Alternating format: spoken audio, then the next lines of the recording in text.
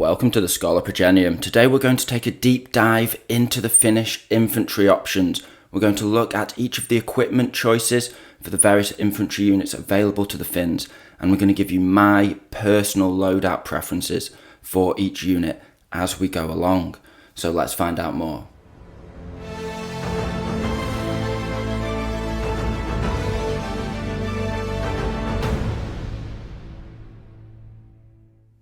But before we go any further, let's take a quick glance over the fascinating history of the Finnish infantry in World War II. Now, the Finns essentially fought three different campaigns over World War II. They fought the Winter War and the continuation war against the Soviets, and then they also switched sides after signing a treaty with Britain and the Soviet Union, and fought against the Germans in Lapland later on in the tail end of the war. Starting off, we have the Winter War, the most famous probably of the Finnish conflicts. Now, this was started by the Russians invading Finland on the 30th of November, and it was quite a short but brutal engagement, and it really focused on the Finns fighting defensively and with aggressive counterattacks using infantry in the deep, harsh terrain of Finland. And the best way to think about this was that Finland is quite a long, thin country for the main part, and the Soviets wanted to essentially cut Finland in half, but not horizontally, but in fact vertically. So they wanted to sort of move across and take half of Finland lengthways, and this made sense because it meant that Finland had to defend a border that was essentially 800 miles plus long, a massive border to defend with a very small, mainly infantry force with outdated support equipment and not many vehicles, that kind of thing. Now, this actually played into the Finns' hands, and it was a fascinating, brutal war where the Soviets lost massive amounts of casualties fighting this really spread out war along this long front that covered a lot of harsh Finnish terrain that the Finns were used to. These local regiments were fighting, and there was just so many tales of heroics. Now, the Finnish defence was so effective that the Russians actually were fought to a standstill in late December, and there was a lull throughout January. However, in late February, I think February the 29th, they attacked again with renewed ferocity, better equipment, and seemingly endless waves of men, and they overwhelmed the Finns. There was nothing they could do despite continued heroic defences, and it forced the Finns to sign a capitulation treaty that ceded 9% of Finnish territory to Finland. So overall, the Finns were left with a sour taste in their mouth from that. Moving forward to 1941, and Finland was on the offensive in the summer against the Soviets. They retook much territory, shocking the Soviets and actually besieging Leningrad, and they refused to negotiate a ceasefire, causing Britain to actually declare war. Now, in July, the Brits actually had two unsuccessful raids on Finland just to show support to the Soviets, which is an interesting side note, I think, in this whole engagement. But there was then basically a lull in the fighting. It was just sort of the lines were drawn, and this sort of relatively quiet period lasted for 3 years until 1944. Now, a lot of this was because of what was going on with the siege, the Battle of Stalingrad, and,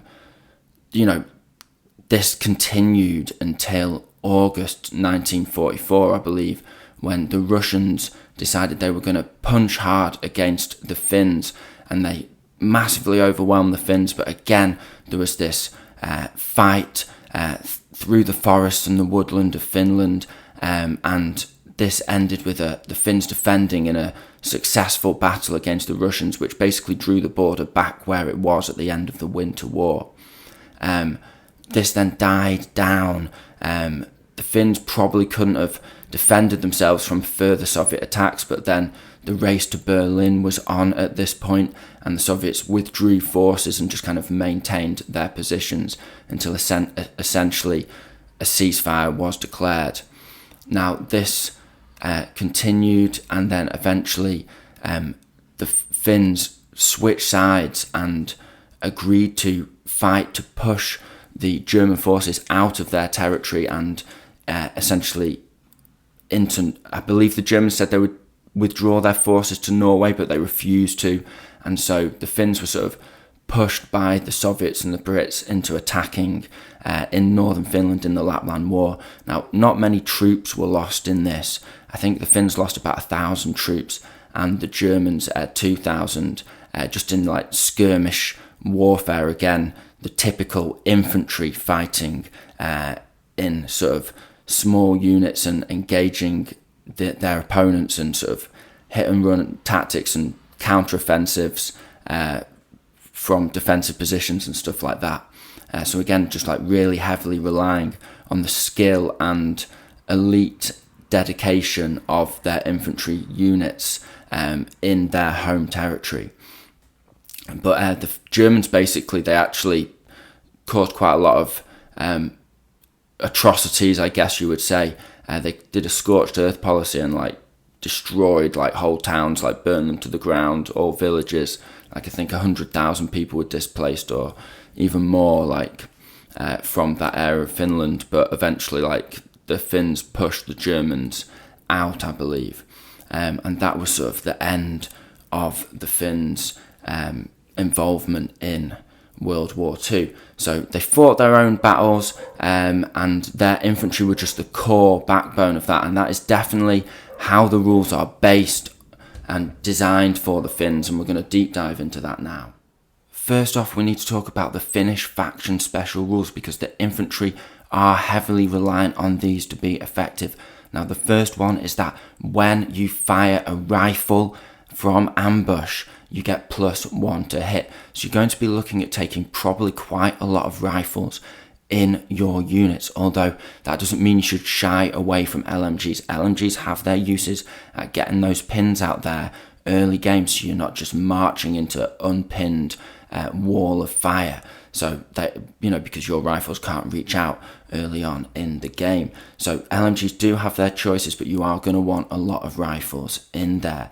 The second thing that you need to be aware of is that if a Finnish regular unit loses half of its original number, it is immediately upgraded to being veteran. So they get the extra leadership, they go to leadership 10, and they also get the extra toughness, being killed on 5s only. Now, what happens if veterans get taken down to half their original unit strength? Well, they go up to leadership 11. Now, you may be tempted to think, well, I'll just take all regulars here because I'm missing out on half of that rule if I don't get the sort of survivability upgrade. However, I would say that going up to leadership 11 in itself is as powerful as going up to leadership 10 from 9 with the toughness upgrade, because leadership 11 is just absolutely crazy. You can upgrade basically every unit in the army to be tough fighter. So you're going to have a lot of counter charge ability, and that's going to be a lot of the way that you use these guys, because that's the way that the Finns fought. They fought counter offensives. So it's not all about just being an ambush defensive force. It's all about counter charging with your units as well. So those are sort of the tips that you need to be aware of going in to looking at these unit options in more detail. First off, we have the Winter War Infantry unit. Now, these guys are limited in their weapon options because they're early war. They can't take Panzerfausts, and they can only take either an LMG or an SMG on the squad leader. Now, you can take them in up to 9 men as a maximum squad size, and they come with rifles as a base, but for 1 point extra per model, you can actually make them all tough fighter, which is a very interesting option because it means you can actually fight against veteran units as a regular infantry unit. Moving swiftly forward, we have the Continuation War Rifle Squad. Now, these guys, again, can be taken in up to 9-man squads, and they can be taken as regular or veterans. So they're very similar to the Winter War squad. They're just a later war unit with later war options. Now you can take up to 2 SMGs in this squad, 1 on the NCO and 1 additional soldier. You can also take 1 LMG on this squad, and you can take up to 2 Panzerfaust, which is a really nice option. I often only can squeeze 1 in because of points, but having 2 makes them carry a really nice anti-tank punch, which makes tanks and armoured options of your opponent think twice before just bullying your lines. Now again, these guys can all be taken with anti-tank grenades for 2 points a model, and they can be taken as tough fighters for 1 point a man, just like all the other options in the Finnish list. Now, let's talk about my preferred loadout and the thoughts behind. Now, I talk about these 2 units together because they are very similar and they fulfill a similar role in my mind. And I like to take them, like you see here, with a Panzerfaust or 2 and an LMG in a small 5-man squad, or potentially 6 men occasionally if I just want to buff them up a little bit in terms of initial unit size. Now, I like these guys to be taken as regulars because I think this is where you get that double advantage, and if you lose 3 men in the squad, depending on the situation they're in, you've got a lot of flexibility. So they'll immediately become veterans, which means they'll be rolling a runaway check on leadership 10, which means they're more likely to survive that. And then really, you can take a sergeant off. You can take, if you don't have many pins on you and you think you'll pass that check easily, you can take a loader off if you want to run around with a Panzerfaust and an LMG and just have this little small target 2-man unit that just runs around with like serious firepower potential, anti-tank potential.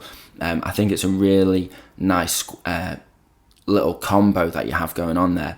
Now obviously you can take these in larger units if you so wish, but for me, I reserve my larger units for veteran units because I feel that that is just a better playstyle for the Finnish to have lots of large or larger veteran rifleman units. So let's talk about those now. Next up, we have a veteran infantry option, the Jakari Light Infantry Squad. Now these guys can be taken in slightly larger squads of up to 11, and any soldier in the squad can have a submachine gun, and you can have up to 1 LMG, and interestingly up to 2 Panzerfaust. So these guys are your veterans that bring Panzerfaust. Now I personally don't take Jakari myself because I think that the other veteran infantry options play more into how the Finns should operate as a whole. However, that doesn't mean they don't have a place. You could use these guys, 10 or 11 men loaded up with SMGs, and have them in a truck so they can rush and just do that general tactic of having a truck assault squad. And that means that they don't really need the Master of the Hunt rule, which we'll talk about in a second.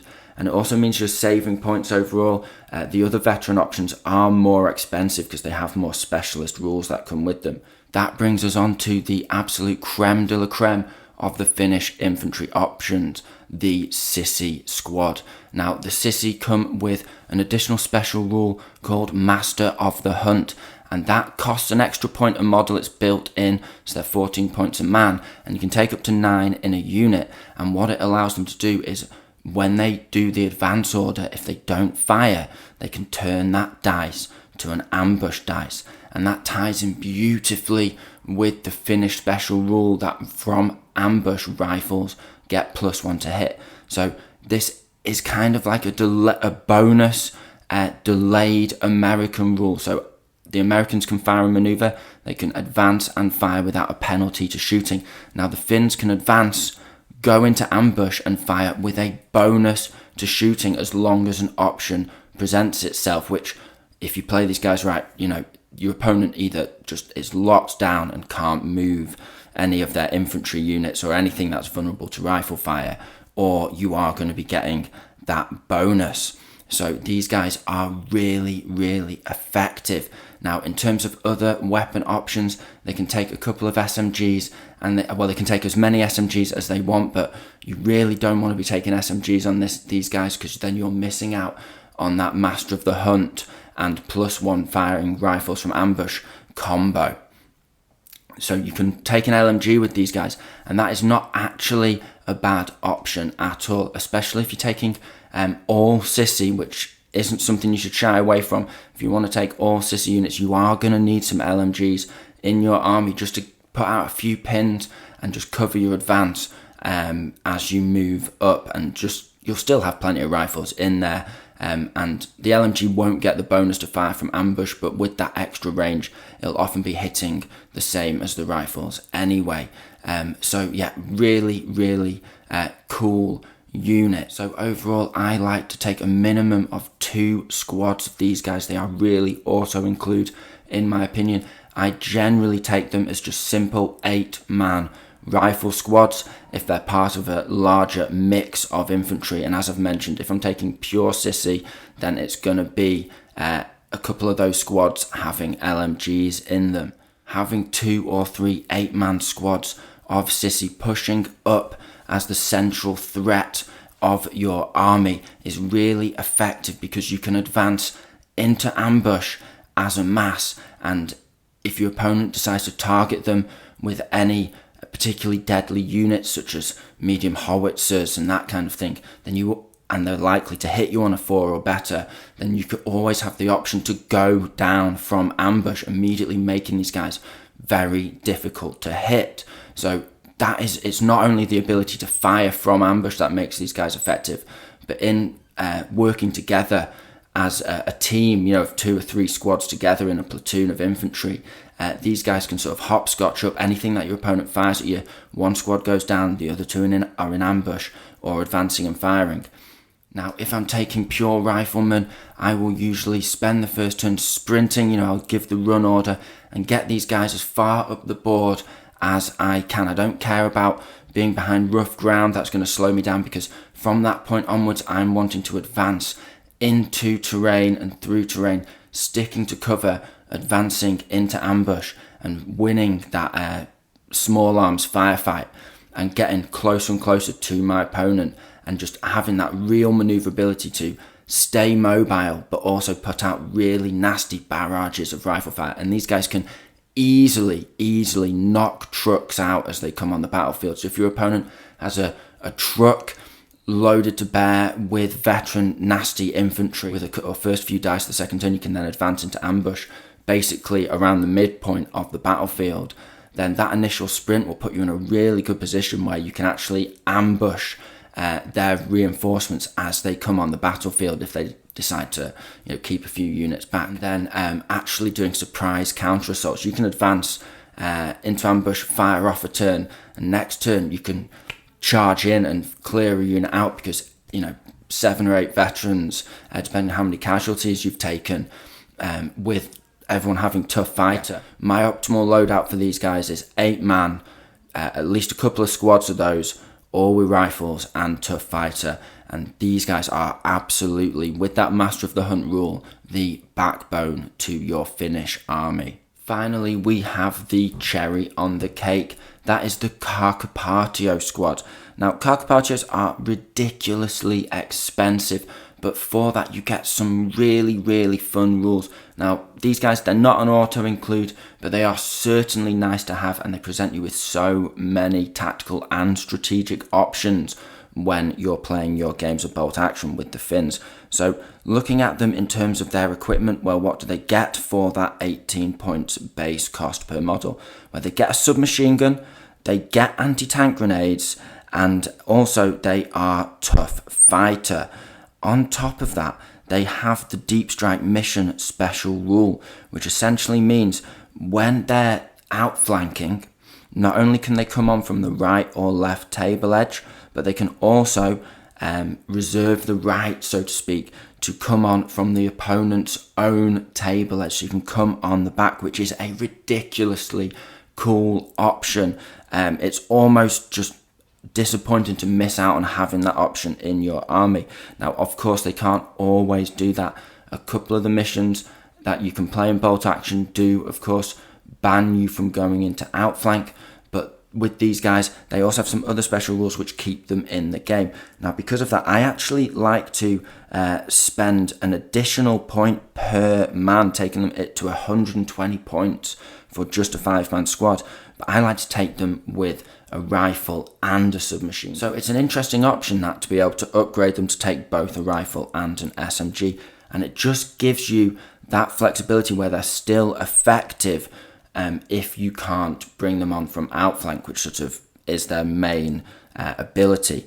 Now, they're also fanatic, so if you get into close combat, combined with that tough fighter and the fact that they are veteran, means that even if you lose the first round of fighting because you've only got a few men in the combat, as long as there's still more than one man in the squad, you can fight another round of combat, and that means these guys can fight against larger squads. Now, to top it off, to help them in that, they do also have the medic special rule. So that means that they are medics as a unit, but they can also self-medicate, which means that they can heal themselves. So they always have a kind of 6-up, feel no pain against normal small arms fire. It doesn't work against heavy weaponry. Let's get down to brass tacks here. Are the Carcapatios worth their exorbitant points cost? Well, I would say with a resounding yes. However, only as a 5-man squad. You see, it's not all about getting your points back with the Carcapatios. It is about causing chaos in your opponent's lines. If you can bring them on the back edge and take out their mortar, then that's not going to be more than 50-60 points worth of value to your opponent. However, it has changed the game, and they'll probably, because of that, have to hold back some infantry to defend their fire base, being aware that you can come on from their back lines. And that's tying units up. And even when you come on, because of that medic special rule, because they are all veterans, you can sort of just be a thorn in the side that refuses to die for a couple of turns and just ties up multiple activation dice of your opponent. If they try and use a vehicle to clear you out, that's the vehicle dealt with for a turn, even if it kills a couple of them. If they keep a couple of units on ambush on their back lines, ready to stop these Carcapatios, then that really lets your advancing Sissy squads and the rest of your army overwhelm their forces, so you've split their forces. If they sort of do fight up and engage you in the combat, but then draw units back and sort of turn around and try and unpick the Carcapatios for a turn or two and just deal with them quickly. Again, that's tying up dice and points that your opponent could be using in the main engagement. And if he decides to ignore them, then they can just slowly but surely pick away an observer here. That's a dice in the bag, out of the bag. They can pick off a field gun there. They can pick up just little bits here and there. Now, I don't want to get carried away. They aren't gonna win you loads of games and just be like the ultimate mega squad. However, they are really fun to use. They add some real flavour to the Finns. It adds an experience to your bolt action games that you can only get really with the Finns. And so you're missing out if you don't at least try these guys out and use them on occasion. And I personally feel that although they're not going to win you the game necessarily, your opponent can certainly make the kind of decisions that loses them the game when they're trying to deal with these Carcapatios. So are the rifles worth it for that extra point? Well, I would say if you can afford it, certainly, because of basically 3 reasons. Not only, as I mentioned, can they take a more active role more quickly if they are not allowed to outflank in certain missions with that extra range, but also when you come on and strafe up your first unit, you advance on from the back lines turn 3, kill off a mortar behind some cover or something like that, then you might have a little bit of a march before you can hit out at the next target of the Carcapatios.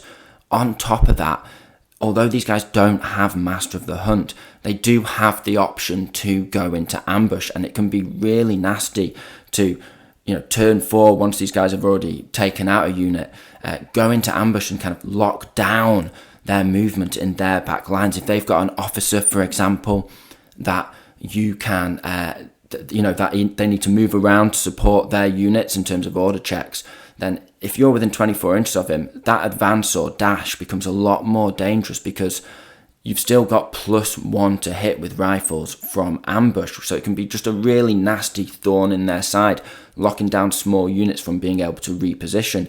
And that just adds another layer to how does your opponent deal with this unit. Or if your opponent tries to charge you with a unit, although they're within point blank range, an ambush can be fired from within 6 inches when you get charged, unlike a reactive snapshot fire when you can't fire that from within point blank range. So it just adds another layer to their resilience, and it just makes it harder to dig them out. So overall, can they be competitive? Well, yes, certainly with a bit of practice. They just add so much strategic value, and they really change the way your opponent has to play the game in a lot of the missions. With all that being said, that is my overview of the Finnish infantry. So if you enjoyed the video and you found it interesting and entertaining, don't forget to give us a like, maybe subscribe if you haven't already. We've got loads of Finland content out there on the channel, loads of battle reports. So if you're thinking about starting up the Finns, you can watch all of that and see how I use these guys on the field of battle in my games of bolt action. So with that being said, I hope you found the video interesting. I hope you found it entertaining. This has been the Scholar Progenium. Thank you very much for your time. Goodbye.